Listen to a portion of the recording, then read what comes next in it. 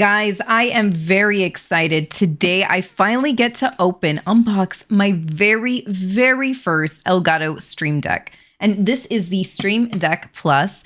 I do have it in white. It can also come in the color of black. But I'm really excited to see how this is going to elevate my streams. I'm always doing Control-Alt-Tab to go in between OBS and the game that I am playing. And also, I think it's going to upgrade my editing sessions in Adobe. So let's get started. Let's unbox and see what this bad boy can actually do. First things first was to take this bad boy out of the box. I am actually really happy that the box isn't that large. And for some reason, I knew the dimensions online, but I was a little bit worried. I was like, how much extra packaging is it going to be?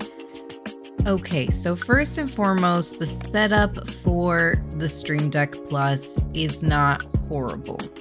There are a few steps that you need to take, and in order to get things very customizable, I would say, in my opinion, it is pretty user-friendly.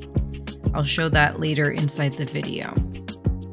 You're going to get your manual, you're just going to get your traditional items that would just come standard with any electronic device.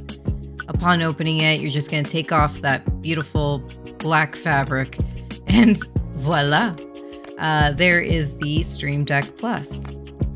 I struggled a little bit to get out of the box, but better that it's stuck within the box than it moving around in any shipment or anything like that. Now, it is very beautiful in person. I feel like the pictures don't really do it justice, in my opinion. The size is about 5.5 by 5.4 by 4.3 inches. It weighs about 1 pound, and there are also 4 dials. And you can turn them, you can push them, however you choose. They're super functional, and you'll see why. Of course, you also have your traditional 8-button display. So it does come with the cable. Flipping it around, I think it's absolutely stunning.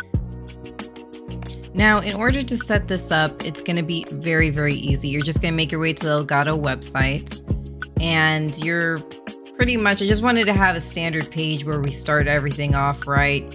As you can see, you can change the dials, super customizable in the aesthetic sense, and then also you can change every button, and you'll see that later. But first and foremost, go to downloads. Scroll down until you reach right there, the Stream Deck Plus. Just click on that. I already have it, but you gotta take the step to download it yourself. So just click the button. Each section is fully customizable, so you'll be able to, let's say, you have your capture device, you want to get the audio for that. It'll break down the list of everything once you connect your OBS to it, or Streamlabs, whatever you are using. But like I said, with the starting screen, as long as you're logged in and everything's good to go, you will have a drop-down menu where you can pretty much choose where you want the button to take you while you're streaming. And of course, if you're interested, you can always change the icon.